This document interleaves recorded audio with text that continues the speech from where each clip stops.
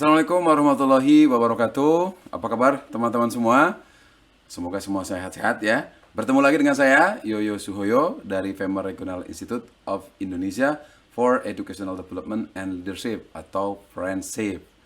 Seperti biasanya kita ketemu lagi di podcastnya Friendship.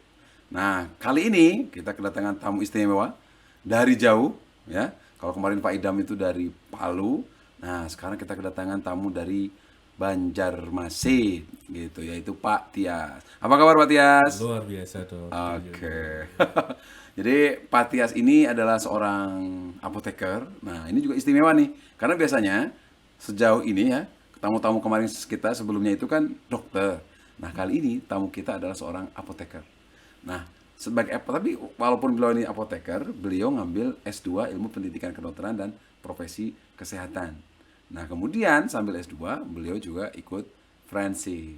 Nah, kita nanti tanya-tanya ya, kok bisa ngambil itu, alasannya apa? Nah, oke. Tapi sebelum kita sampai ngobrol yang serius, kita perkenalan dulu deh. Pak Tias, mungkin silakan perkenalkan diri, mungkin teman-teman yang nonton pengen tahu siapa sih Pak Tias itu gitu. Ya, terima kasih dok kesempatannya. Kebanggaan bisa hadir di sini. Sama-sama. Jadi nama saya Tias Setia Nugraha.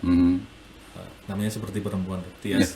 Bagi banyak orang, makanya kalau diundang itu undangannya Tias, yang datang kok cowok gitu. Oh, ganteng gitu ya. Amin. Jadi saya seorang apoteker, menempuh pendidikan sarjana farmasi dan apoteker di Universitas Ahmad Dahlan Yogyakarta. Ahmad Dahlan Yogyakarta. Oke, S1-nya di UAD ya? Iya. Kok bisa di UAD? Aslinya Banjarmasin atau sini? Aslinya saya Jogja dok. Oh, Jogja. Bantul. Di Bantul. Oh, oke. Lalu kuliah di UAD. Lalu gimana ceritanya sampai Banjarmasin? Nah, tahun 2015 itu senior-senior yang sudah merintis di universitas Maksudnya kakak kelas dari alumni UAD gitu? Iya. Itu meminta untuk bisa membantu mengembangkan pendidikan di sana. Oke. Jadi kemudian karena saya juga punya passion di pendidikan, langsung saya terima, dan kemudian waktu itu 2015, 20 Januari 2015 Inget loh tanggalnya. Banjarmasin Oke. bergabung dengan Universitas Muhammadiyah Banjarmasin. Fakultas Farmasi. Oke. Jadi bicara UAD jadi ingat kemarin kita dengan Dr. Nurul ya. Beliau dosen kedokteran di UAD. Oke. Lalu jadilah dosen di sana. Oke. Nah, sekarang mungkin teman-teman pengen pada tahu nih. Kok bisa kalau apoteker kan jadi apoteker buka ini. Nah, pertama mungkin kalau dosen mungkin kita kemarin sudah belajar banyak ya. Mungkin kurang lebih mulai kita juga tanya deh, kenapa Pak Tias ini pengen jadi dosen. Nah, yang menariknya lagi, kenapa kemudian ngambil S2 Ilmu Pendidikan Kedokteran dan Profesi Kesehatan. Mungkin pertama, jauh-jauh ke Banjarmasin untuk jadi dosen. Kenapa Pak Tias ingin jadi dosen? Bersedia jadi dosen deh kalau gitu. Karena Itu cita-cita atau karena ada kesempatan? lebih ke kesempatan kan Awalnya. Ya. awalnya, karena waktu itu saya memang punya passion dari mahasiswa di pendidikan, tentang pendidikan, tentang bagaimana kita mengembangkan sesuatu yang bisa berdampak gitu. Kemudian waktu itu para senior itu menawarkan kepada saya, dan bagi saya itu adalah sebuah tantangan baru, Oke. dan Jauh lagi ya. jauh lagi Di luar sebuah Jawa. tantangan punya saudara siapapun di sana. Di sana? Iya. Oh, sama sekali berarti. Sama sekali. Pertama kali atau sebelumnya pernah main di Banjarmasin? Pernah main sekali. Ah, oke. Ya, jadi 2015 langsung ke sana, kemudian dihadapkan dengan beberapa hal yang itu bagi saya menarik dan menantang, Iya. maka saya ambil keputusan untuk bisa untuk lanjut di sini. Oke, melanjutkan karir sebagai dosen di Muhammadiyah Banjarmasin. Muhammadiyah Banjarmasin atau Kalimantan Selatan? Muhammadiyah Banjarmasin. Muhammadiyah Banjarmasin. Oke. Itu asalnya. Dan sekarang sudah berkeluarga ya Pak ya? Sudah, alhamdulillah. Orang sana atau orang sini? Dapatnya orang sana. Karena di sana ada semacam apa ya? Jadi kalau sudah minum air Sungai Martapura itu balik lagi. Oh. Saya kemarin waktu Banjarmasin minum ya. Kalau minum berarti insya Allah nanti kembali ke sana. Oke. Nggak apa-apa ya silaturahmi dengan teman-teman di Banjarmasin. Seru kok, Banjarmasin seru, menyenangkan. Oke, lalu kemudian kenapa tidak ngambil S2 lain atau bidang yang lebih ke apoteker gitu atau kefarmasian, lebih memilih kemudian melanjutkan S2 ilmu pendidikan kedokteran dan profesi kesehatan. Mungkin bisa diceritakan kenapa tuh? Persisnya tahun 2016, Dok. Jadi waktu itu kami membuka program studi sarjana farmasi di Universitas Muhammadiyah Banjarmasin. Oke. Dan waktu itu saya masuk dalam tim untuk pengembangan pendidikannya. Oke. Waktu itu banyak hal yang menurut saya baru. Apa ini bahan kajian, apa ini bikin RPS, kurikulum itu yang bagaimana. Yang menurut saya sangat kurang dan bahkan nol lah di situ. Maka dari situ saya mencari tahu apakah kemudian ada jurusan S2 pendidikan yang mungkin mengarah ke kesehatan lah. Sampai akhirnya waktu itu karena ada workshop di tempat saya, saya tanya, kalau mau belajar tentang pendidikan kesehatan itu di mana? Di UGM ada. Siapa tuh? Waktu Informannya siapa tuh? Waktu itu dari UMY, Dok. Dari UMY, oh ya karena jaringnya Muhammadiyah ya. Jaringnya Muhammadiyah. Kebetulan waktu itu kami bertanya dan Oke. UGM ada. Kemudian saya mencari tahu dan akhirnya saya sampaikan kepada pimpinan bahwa nanti ketika saya berkesempatan untuk S2, saya mohon izin untuk mengambil jurusan ini, yaitu Medical and Health Profession Education. Dan gayung bersambut, pimpinan pun menyetujui dan mendorong. Nah, akhirnya 2018 apply untuk mendaftar di sini. Dan pas saat itu kita angkatan membuka bersama dengan Friendship gitu ya. Jadi Pak Tias itu lulus S2-nya masuknya 2018, selesai 2020. 21, Dok, saya. 2021. Jadi mengalami 2 periode tuh. Periode normal dan pandemi. Kemudian Friendship-nya angkatan pertama atau kedua? Angkatan pertama. Angkatan pertama ya. Setelah itu belum ada dari asing ya, baru pas yang kedua ya. Baru yang kedua kita ketemu mahasiswa dari Myanmar untuk Friendship, fellow, karena Friendship kan fellow. Itulah kemudian ikut S2, kemudian ikut fellow. Nah kalau alasan kenapa ikut fellow? Pertama ikut Friendship. Karena wawancara dengan Dr. Yui waktu itu S2. Kenal lagi saya ini. Waktu itu apakah bersedia ikut Friendship begitu? Pokoknya saya langsung jawab bersedia. Saya tahu bahwa pasti itu hal yang baik begitu. Saya tidak mikir ini apa, bersedia sudah. Oke begitu. Nah, jadi dan akhirnya ternyata ada biaya tambahan begitu. Akhirnya saya ajukan lagi dan disetujui. Dengan saya melihat brosur, saya sampaikan keuntungannya ini dan sebagainya, harus mendukung. Gitu. Tadi disebutkan ada biaya tambahan, tapi pada saat itu ya teman-teman, jadi pada saat itu seperti yang di episode sebelumnya kita memang lumayan ada biayaan, karena saat itu kita juga mandiri, artinya kita buka sendiri, belum ada satu grant dari Femar pusat di Amerika Serikat sana. Tapi untuk kali ini kalau teman-teman mau gabung di Friendship, gak usah khawatir karena sekarang ada scholarship atau beasiswa. Jadi sangat jauh dengan zamannya Pak Tias. Kalau sekarang teman-teman ikut Friendship, itu teman-teman satu semesternya hanya membayar $50 saja, sekitar 750.000 kalau rupiahnya. Jadi setiap semester hanya 750.000. Kalau tanyakan nih sama Mas Tias, Pak Tias, dibayangkan dengan zaman yang dulu sangat jauh ya gitu. Jadi memang saat itu belum ada beasiswa, tapi sekarang kita ada scholarship, ada beasiswa. Jadi gak usah khawatir dengan biaya. Yang penting teman-teman punya proyek pendidikan, ya pendidikan kedokteran atau di bidang kesehatan, silakan apply saja. Ya nanti cek aja di websitenya Medical Education ya, Medical Education fkkmkugm.ac.id. Oke, kita lanjutkan. Nah, kemudian ikutlah Friendship. Nah, setelah ikut Friendship, kalau boleh saya simpulkan, Dok, ada 3 garis besar ya, karena kita nanti akan lebih detail nih tentang apa yang dilakukan di Friendship. Jadi itu pertama adalah saya memperoleh personal breakthrough. Yang kedua adalah academic breakthrough. Yang ketiga adalah global breakthrough. Apa itu? Saya juga belum tahu loh teman-teman ini, apa itu? Jadi ketika di Fimer ada hal yang secara personal, personal development saya itu improve. Personal development improve. Dalam hal apa? Dalam hal leadership. Dalam hal bagaimana kita mengembangkan diri. Dalam hal bagaimana kita membangun jejaring. kemudian academic breakthrough. Oke. Jadi apa yang kemudian saya dapat di Famer itu sangat membantu, mendorong, bahkan mengembangkan peran saya sebagai seorang akademisi Di kampus? di kampus sekarang maupun waktu itu ketika saya merasakan langsung. Oke. Yang ketiga adalah global breakthrough. Jadi kalau boleh saya bilang, di year pertama itu William Burdick waktu itu fasilitatornya. Jadi konteksnya waktu itu proyek saya adalah pengembangan empati. Ini agak awal. Awal-awal. Nah, waktu itu saya didorong oleh Bill waktu itu. Mungkin pemberitahuan ya, Bill Burdick. Jadi Bill Burdick adalah beliau dosennya, jadi pengajar di fellow-nya Famer. Nah, seperti yang kita sering cerita bahwa di friendship itu kita selalu ada dosen atau pengajar dari luar negeri, ya. Saat itu yang datang adalah Bill Burdick. Jadi Bill Burdick adalah seorang dokter, beliau ahli emergency medicine, tapi beliau juga ahli pendidikan. Jadi terutama ya terkait dengan pendidikan dan leadership juga.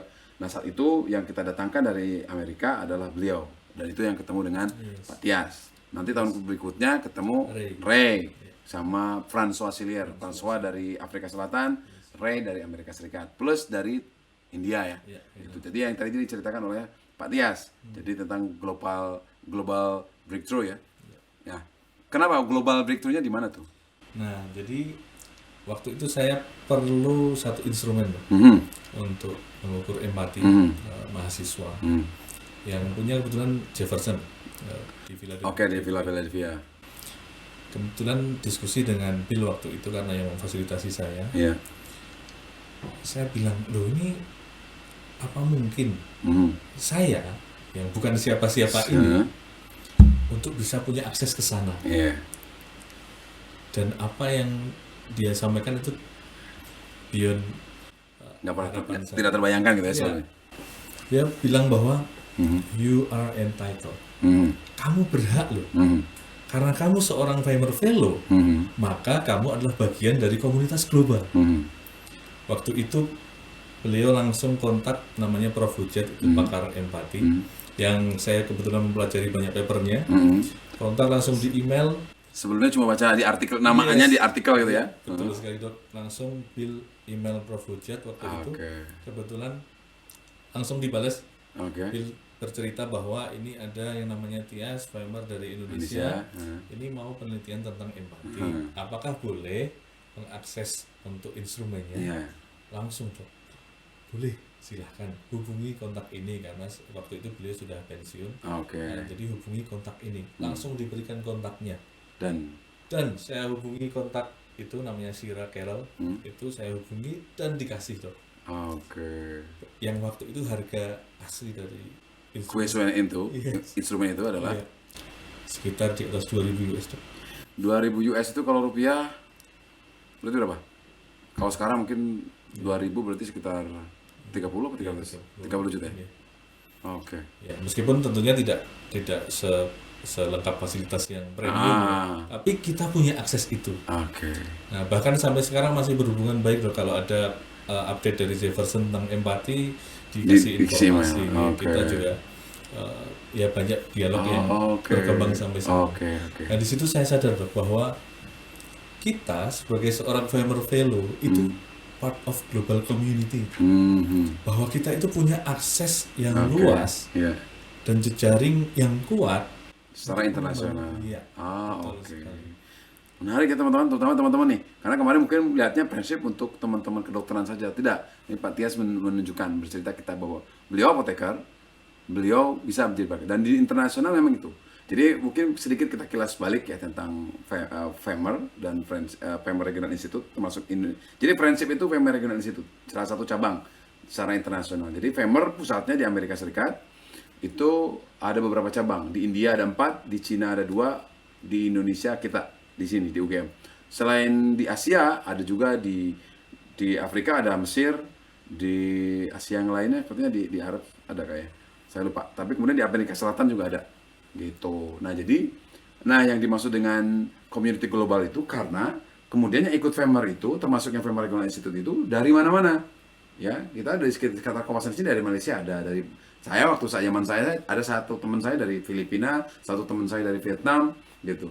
Jadi di mana-mana ada juga dari Australia. Jadi banyak. Jadi maksudnya community global adalah karena ketika lulus kita masih menjadi bagian dari milisnya FEMER internasional. Jadi kita bertemu dengan siapapun. Jadi kalau minta bantuan ya itu teman-teman fellow yang secara internasional. Itu yang tadi diceritakan oleh Pak Tias. Saya juga baru tahu tuh kalau ada kisah itu. Karena project advisor-nya bukan saya kebetulan ya.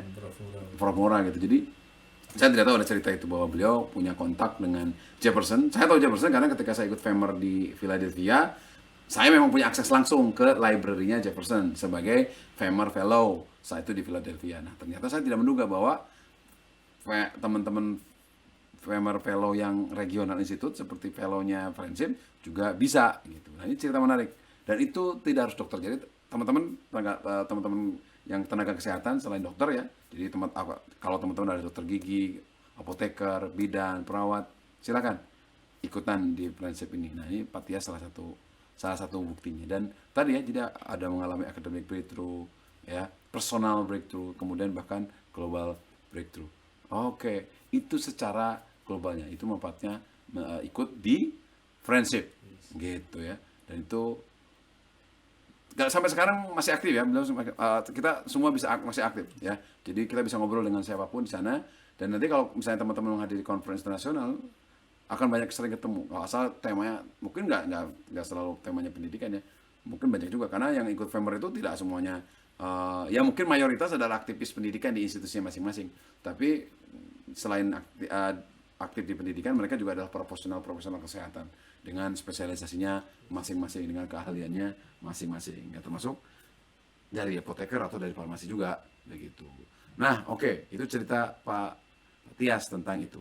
Satu lagi yang belum saya ceritakan tentang Pak Tias. Pak Tias itu diangkatannya yang paling antusias. Nah, gitu. Jadi kalau teman-teman sering ikut acara-acara kegiatan motivasi gitu, personal development, nah, Pak Tias itu udah kayak ini, sudah kayak pembicaranya gitu. Jadi yang membuat teman-teman satu ruangan itu bersemangat gitu ya.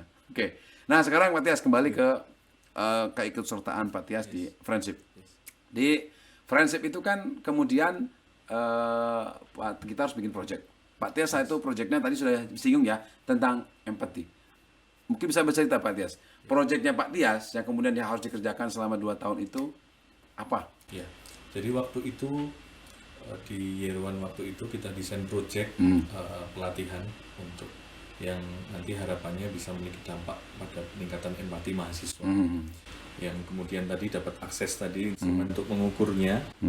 Nah, kemudian kita sudah, karena itu sejalan dengan tesis ya dok. Oke. Jadi kalau saya katakan bahwa S2 MHPE itu sudah sangat cukup, tapi akan lengkap dengan Friendship. Oke. Kalau pengalaman Pak Tias nih, apa bedanya memang? Kenapa kalau ikut Friendship itu menjadi lebih lengkap? Apa alasannya Pak Tias? Karena di Friendship itu terutama akan nampak di Year 2. Boleh cerita Year 2? Ya, boleh, silakan. Landscape Year 1 itu lebih banyak kalau kita educational methodology, kemudian research method dan sebagainya.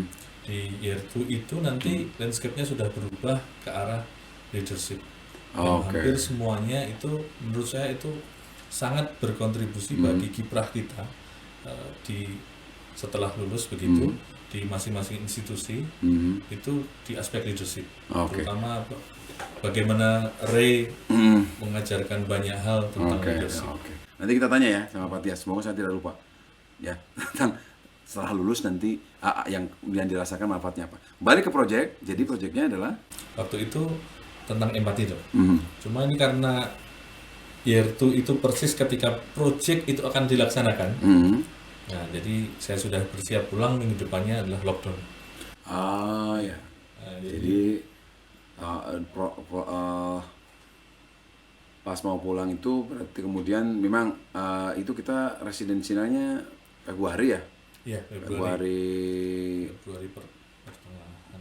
Iya, Februari 2020, kemudian 2020 ya. Kemudian terjadilah pandemi Maret ya, awal Maret pengumuman pandemi, sehingga Pak Matias harus mengganti proposal yang tadinya mau, yang bahkan sudah dilaksanakan. Jadi salah satunya pelatihan di UGM. Jadi teman-teman dari Banjarmasin itu kita undang untuk menjadi fasilitator untuk mahasiswa. Itu sudah kita latih, Dok. Sudah tinggal menjalankan. Oke. Ya, karena kan Pak Tias itu mulai masuknya kan 2019. 2008 untuk Yang pertama sama Bill Budi kan 2019. Jadi proyek itu kan memang 2 tahun proyeknya. Jadi pas tahun pertama Pak Tias mengerjakan yang pelatihan itu. Iya, yang untuk fasilitatornya. Kemudian tahun keduanya melaksanakan. Iya. Oke. Jadi memanjang gitu ya. Iya. Nah, terus terjadilah pandemi sehingga harus mereview kembali proyek karena waktu itu serba uncertainty period ya, jadi serba tidak pasti, nunggu sebulan nanti katanya lockdown mau dibuka, ternyata enggak, mundur-mundur. Akhirnya konsultasi dengan supervisor, nanti dirubah saja Mas, yang tidak melibatkan langsung dengan mahasiswa begitu. Karena mahasiswanya juga tidak di kampus. Karena lockdown ya, saya itu tahun pertama 2020 2021 kan benar-benar stay at home ya. Lalu kemudian proyeknya berubah, kita tetap dengan pengembangan guideline yang lebih komprehensif waktu itu. Akhirnya mengembangkan guideline, atau sebenarnya di tahun pertama yang sebelum pelatihan itu Pak Tia sudah mengembangkan guideline? Tahun pertama itu masih guideline yang lama begitu. Yang empati atau tetap guideline namanya Prima, Dok. Yang kita kembangkan, yang beri nama supervisor saya Prof Mora. Jadi Prima itu adalah akronim, seperti Dr. Yo kan sering bikin akronim. Provision Rapport, kemudian Information Exchange, dan juga Advocacy. Jadi itu khusus di empati atau komunikasi? Itu lebih ke komunikasi. Nah, cuma di Fimer yang mau kita lihat aspek empatinya. Apakah kemudian dengan guideline itu akan punya pengaruh pada empati mahasiswa. Mahasiswanya farmasi. Iya. Yang notabene nanti calon farmasis atau apoteker. Gitu. Jadi untuk komunikasinya apoteker dengan pasien. Jadi karena kalau tidak salah sejak 2019 saya ingat, karena saya pernah ikutan seminarnya ISMA Farsi, Ikatan Senat Mahasiswa Farmasi. Itu saat itu sudah didengungkan tentang apoteker yang patient based. Gitu. Nah, mungkin bagian dari itu ya, bahwa kemudian apoteker dituntut untuk lebih banyak berkomunikasi dengan pasien. Ya, terutama apoteker ya terutama, karena kan kalau sarjana farmasi kan masih bisa cabang ya, mau industri atau apoteker. Nah, ini kan karena bidangnya apoteker, jadi yang di apotek gitu ya. Baik di apotek atau di rumah sakit gitu ya. Khusus untuk apoteker, komunikasi apoteker dengan pasien. Asal terjadinya Prima gimana kok dari empati ke Prima ke? Nah, jadi gini, Dok. Waktu itu latar belakangnya kan pertama adalah aspek komunikasi itu masalah klasik yang sampai saat ini nggak selesai. Nah, kemudian yang kedua, ya salah satu faktor yang menjadi penghambat komunikasi itu adalah salah satunya yang dulu Dr. Yu ajarkan kepada saya, karena yang saya dengar pertama dari Dr. Yu untuk cultural dimension. Nah, itu budaya hierarkis, sehingga pasien dengan tenaga kesehatan itu kan gapnya besar sekali. Termasuk apoteker ya. Nah, maka dari itu dikembangkanlah guideline Prima itu, bagaimana kita berkomunikasi sesuai dengan konteks budaya hierarkis. Harapannya dengan guideline ini, nah kalau di tesis itu kan fokusnya di keterampilan komunikasi. Nah, di Fimer di friendship ini nanti ke empatinya bagaimana. Nah, jadi biar sekalian begitu. Biar apoteker ketika berkomunikasi dengan pasien tidak hanya sekedar ngobrol gitu ya, tapi muncul empatinya. Tapi guideline-nya adalah guideline komunikasi sebenarnya, tapi kemudian ditekankan aspek empatinya. Nah, dari tadi apa modelnya namanya? Prima tadi. Prima. Prima itu singkatan dari profesional. provision report, Profession report terus. information exchange, Aha. kemudian advocacy. Oke. Selama Mungkin ini bisa kan- dijelaskan Iya. apa itu Prima itu langkahnya apa? Nah, jadi 3. Terutama mungkin teman-teman yang dari apoteker mungkin kalian pengen tahu kok ada baru Prima apa itu? Jadi ada 3 langkah sebenarnya. Mhm. Salah satu hal yang melatar belakangi juga, kita itu selama ini belajar dengan checklist mahasiswa itu. Jadi kalau mau komunikasi, Keterampilan komunikasi. Iya, di Skills Lab ya. ya Di pakai checklist. oke. Selamat pagi Bapak Ibu. Ngikutin itu gitu ya. Nama Kayak- saya dan seterusnya. Ya oke. Kalau teman-teman sering ke ada tuh restoran cepat saji, nah pelayanannya kayak gitu kan. Satu checklist ngikutin checklist. betul. Banyak kan begitu ya awalnya. Kan begitu awalnya. Nah, kami mencoba untuk membuat panduan Mhm. yang tidak membuat mahasiswa itu seperti robot tadi Dok. Kan cuma Oke. seolah-olah melaksanakan berdasarkan Oke, checklist. gugur kewajiban gitu ya. Pokoknya Yes. sudah ditanyakan lah gitu ya. Betul sekali. Nah, jadi mencoba membuat Prima itu, makanya langkahnya ada 3, yaitu provision report. Jadi bagaimana kita membangun hubungan dari sambung rasa dan seterusnya. Kemudian pertukaran informasi. Nah, kemudian advocacy, yaitu bagaimana pasien dengan apoteker itu bisa mengambil keputusan bersama terkait dengan pengobatan atau terapinya. Jadi harapannya gap power distance ini nanti bisa lebih berimbang. Nah, sehingga dengan demikian terapi itu bisa berjalan dengan optimal. Nah, karena selama ini pasien misalnya di konteks farmasi diberikan informasi obat ini iya, tapi di belakang tidak patuh. Oke. Berbeda dengan kalau keputusan itu diambil bersama apoteker dengan pasien. Pasien. Nah, Ini konteksnya di apotek berarti ya? di pelayanan. Bisa di apotek, bisa di rumah di sakit. apotek. Oke. Oke. Oke, nah itu jadi dengan guideline komunikasi tadi, dengan tentunya aspek sesuai dengan budaya dan sebagainya tadi, Oke. harapannya lebih optimal, lebih maksimal dalam komunikasi, pasien bisa lebih patuh dan Oke. sebagainya. Oke. Nah, maka dari itu poin di panduan komunikasi ini sebenarnya mendorong bagaimana pasien dengan apoteker itu setara. Oke. Walaupun kalau tadi sudah disinggung Pak Tias ya, kalau di konteks budaya kita kan hierarki, biasanya tenaga kesehatan superior, kemudian pasiennya subordinat gitu ya. Nah sekarang dengan Prima ini diharapkan bagaimana lebih egaliter gitu ya, Yes. supaya jaraknya tidak terlalu Yes. berjauhan atau kalau tidak ya idealnya setara gitu ya. Oke, lalu Nah, kalau terkait dengan panduan tadi loh, nah panduan ini kalau di friendship itu kita diajari logic model gitu. Nah, arahnya impactnya nanti kemana sebenarnya? Project jangka panjangnya nanti harapannya bisa kita aplikasikan di pendidikan dulu begitu. Kalau ini jalan maka nanti bisa kita perluas lagi di benar-benar apoteker dan pasien Oke. di setting yang sebenarnya begitu. Nah, makanya ya kemarin itu sudah persiapan Dok, sudah ya tinggal ambil Eksekusi sebenarnya ya. eksekusi Diterapkan gitu ya pelatihannya. ya, namun ya takdir berkata lain. Iya, akhirnya karena tidak bisa mempraktekkan, akhirnya panduannya Iya, yang panduannya dimaksimalkan. Maksimalkan kita Oke. kembangkan.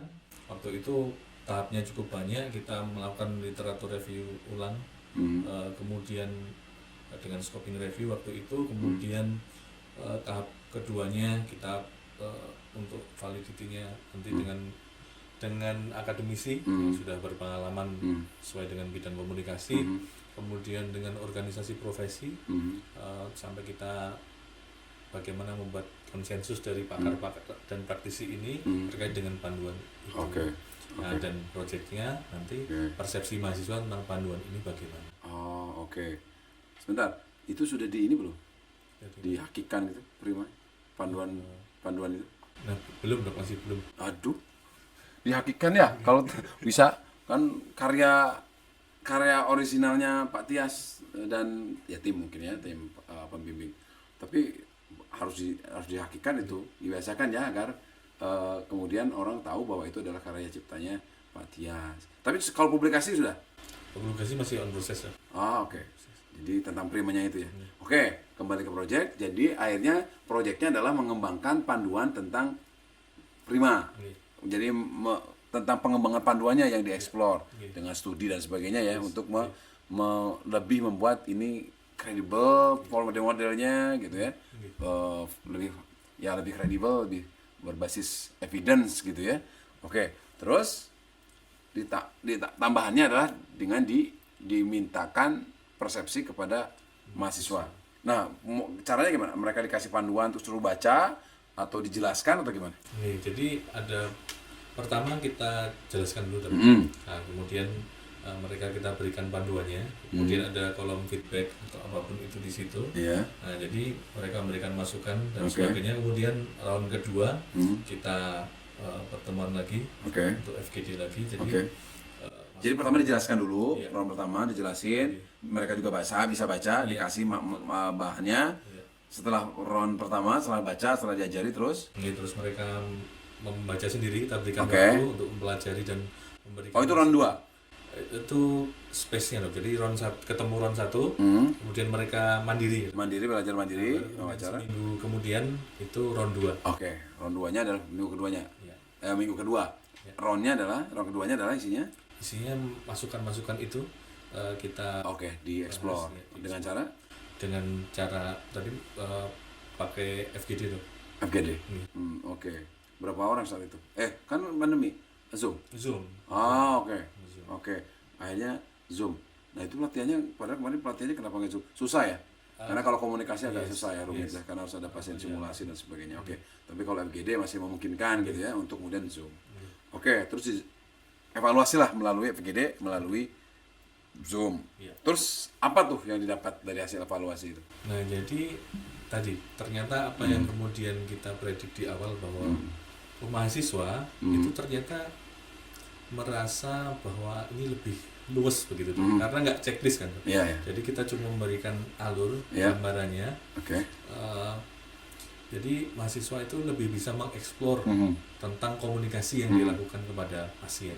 Ini harapannya atau yang didapat? Yang didapat. Oke, yang didapat. Ternyata mahasiswa merasa lebih tidak kaku, Iya. lebih natural, Oke. karena panduannya general ya, lebih menitik beratkan kepada prinsip-prinsip dasarnya. Lalu, Kemudian yang kedua itu terkait dengan ini dong, apa namanya? Ternyata panduan ini mahasiswa itu perlu knowledge yang lebih. Karena kalau checklist kan yang penting sudah dilakukan. oke, umur kewajiban lah ya. Ya.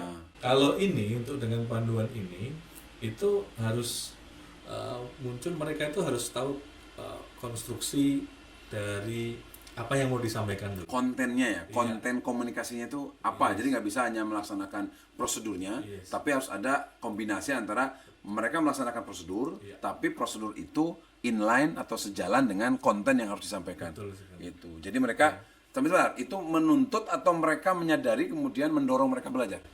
Nah, itu yang kita belum sampai Oke. explore. Tapi mereka menyatakan bahwa mereka akhirnya harus belajar tambahan, gitu ya. Iya. Oke. Karena membutuhkan pengetahuan lebih, jadi juga cuma checklist tadi ini sudah disampaikan begitu.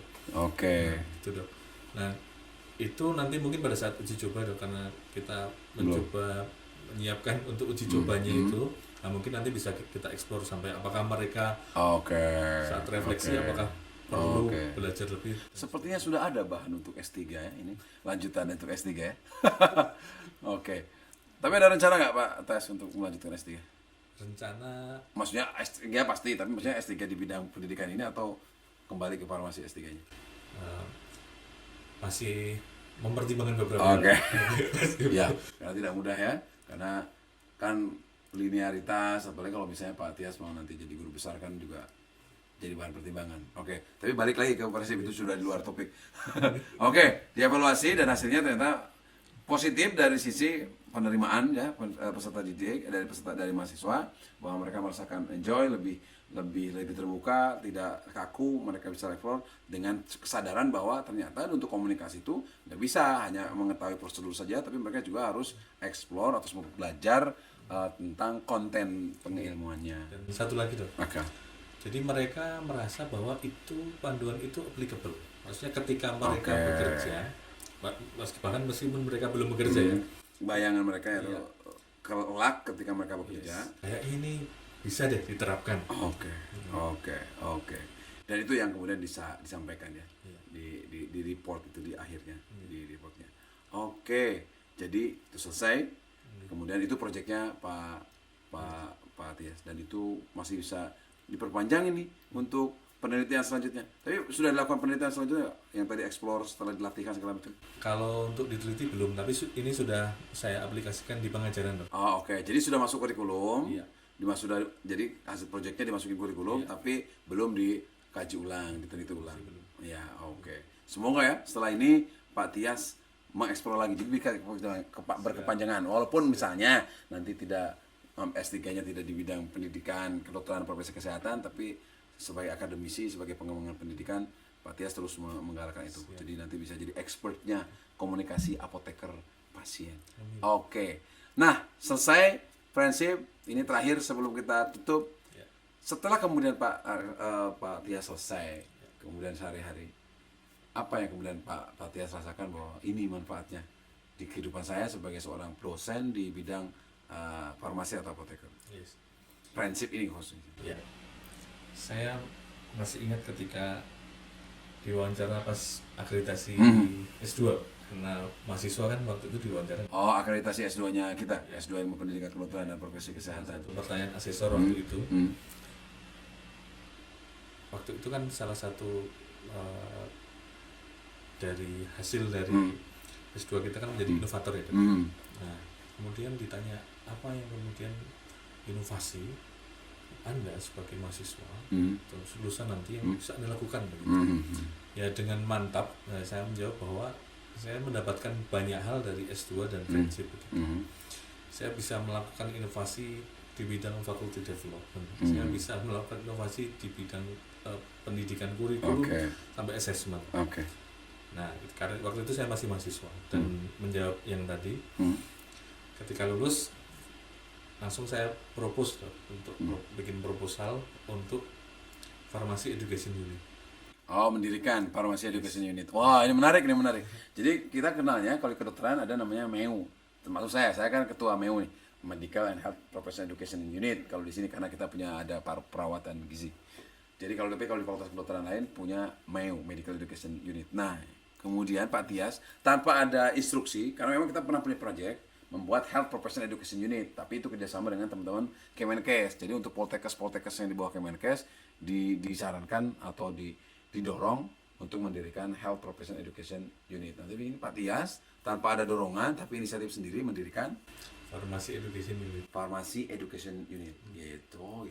Tapi catatannya, kalau teman-teman googling, Pharmacy Education itu juga sudah berkembang banyak. Gitu. Jadi menarik. Jadi kalau teman-teman mau masuk menggeluti pendidikan itu bukan sesuatu yang sendiri gitu, alone enggak.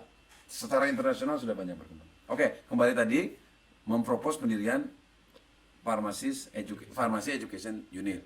Lalu karena kita yang memberikan proposal, ya kita yang diminta jadi ketuanya. Usul mikul gitu ya kalau orang Jogja bilang. Lalu kemudian kiprahnya sampai hari ini cukup banyak, termasuk reformasi di kurikulum, kemudian pembelajaran, kemudian ini sekarang yang terinspirasi dari FEMER ini untuk pengembangan mentorship untuk mahasiswa yang itu benar-benar desain kurikulumnya itu mengarah seperti yang FEMER ajarkan. Jadi FEMER ini menurut saya tadi akan lebih lengkap ketika Bapak Ibu sekalian itu yang menggeluti bidang pendidikan kedokteran maupun profesi kesehatan untuk benar-benar belajar di FEMER, di friendship. Nah, karena tadi Dok, jadi saya ingat Dok di year 2 karena waktu itu François. Jadi dia menyampaikan kepada saya waktu itu bahwa untuk kamu kalau mau mencapai titik ini waktu itu, jadi bikin petanya. Kamu harus punya craft-nya. Nah, sampai waktu itu diceritakan bahwa ini dicontohkan di Amerika, ini adalah peneliti ini dia mau ini, dia yang dilakukan ini. Jadi kita itu defensif itu punya peta. Kita jadi punya gambaran. Dan kita itu benar-benar ketika itu selesai, framework kita itu cukup untuk kita membuat peta sendiri. Oke. Membuat langkah-langkah kita jadi lebih sistematis. Jadi kalau harus bikin roadmap, kalau institusi kan misalnya kita harus bikin roadmap ya, roadmap penelitian, roadmap pendidikan, itu sangat membantu kita. Sangat membantu sekali. Oke. Lalu kaitannya sama HPU gimana? HPU, Farmasi Education Unit gimana? Nah, kita kan ya membuat master plan, kemudian kita membuat program yang tadinya mungkin faculty development masih terbatas, kemudian kita dorong untuk itu. Yang tadinya kurikulum masih ya seadanya, kemudian kita dorong untuk lebih lagi. Jadi ada yang mengurusi ya, ada yang mengorganisir, ada yang memanage, dan itu adalah perannya Farmasi Education Unit sebagai. Tapi ngomong-ngomong, itu sendirian atau sudah ada temennya tuh di ada tim, Farmasi Education? Ada tim, sudah ada timnya. Tapi yang ahli pendidikan kebetulan apoteker yang mengambil MHP itu kan sampai hari ini saya tadi tanya Mas Farid cuma 2 loh. Saya dan Bu Jihan. Oh ya, Bu Jihan. Ada satu lagi Bu Jihan. Itu dari itu juga ya, dari Muhammadiyah Banjarmasin. Udah kembali ke sana ya. Jadi berdua ya. Berdua, tapi beliau diamanin di akademik. Jadi berdua motornya, kemudian dengan menarik yang lain gitu ya, dengan berkolaborasi dengan dosen-dosen lain yang memang punya passion di bidang pendidikan. Bagaimana dulu yang Prof. Gandes dan Dr. Yo sampaikan tentang champion. Jadi kita mencoba menginisiasi itu, berkolaborasi sebagaimana yang Prof. Mura dorong, kolaborasi. Kita mencoba berkolaborasi dengan pihak-pihak yang memang bisa membawa kita untuk lebih baik. Gitu. Luar biasa. Pak Tias, terima kasih banyak. Ini banyak sekali ini manfaatnya, benefitnya, atau poin-poin pentingnya nih buat kita, buat terutama teman-teman yang mungkin awalnya berpikir bahwa friendship, medical education, and professional education itu dominasinya pendidikan di kedokteran saja, atau mungkin profesi kesehatan yang kayak perawat, bidan gitu, atau kedokteran gigi. Ternyata enggak. Teman-teman di apoteker, Pak Tias nih telah menunjukkan gitu ya, banyak mengembangkan pendidikan di Fakultas Farmasi di Muhammadiyah Banjarmasin, berbekal ilmu yang didapat di S2 Ilmu Pendidikan Kedokteran dan Profesi Kesehatan, plus tadi untuk melengkapi dengan friendship. Terutama tadi Pak Tias menekankan tentang tambahan untuk bidang manajemen dan leadership, karena memang itu menjadi poin kita membuat atau mendirikan friendship ini. Terima kasih Pak Tias. Terima kasih kesempatannya. Selamat kembali ke Banjarmasin, sukses selalu, sehat selalu, dan sukses juga untuk Farmasi Education Unitnya. Semoga ini nanti menjadi role model. Kalau saya saranin mungkin bisa ditulis, bisa nanti agar jadi role model buat fakultas-fakultas farmasi yang lain di Indonesia. Dan mungkin bisa dibawa juga, kan ada perhimpunannya ya, ada asosiasinya ya, ada asosiasi institusi, tapi juga ada perhimpunan profesi juga kan untuk apoteker. Dan menurut saya itu sangat-sangat bermanfaat kalau Pak Tias bisa menuliskannya dan menceritakan sharing dengan mereka. Terima kasih. Itu teman-teman obrolan kita hari ini. Kita fokus hari ini bercerita tentang Farmasi Education. Karena Pak Tias adalah seorang apoteker. Terima kasih banyak ya. Semoga teman-teman yang nonton podcast kita hari ini juga mengambil banyak manfaat, dan semoga bisa diberitakan kepada teman-teman yang punya kolega atau teman yang di bidang farmasi atau apoteker untuk menonton podcast kita kali ini. Sampai ketemu lagi di podcast Friendship selanjutnya dengan topik-topik, dengan ide-ide atau pengalaman-pengalaman baru yang dilakukan oleh sekitar stakeholdernya atau pihak-pihak yang terkait dengan friendship. Semoga nanti kalau selama ini kita dengan fellowsnya, mungkin nanti kita coba ngobrol-ngobrol juga dengan para pengajarnya di friendship. Itu saja. Sampai ketemu. Sehat selalu semuanya. Assalamualaikum warahmatullahi wabarakatuh. Bye.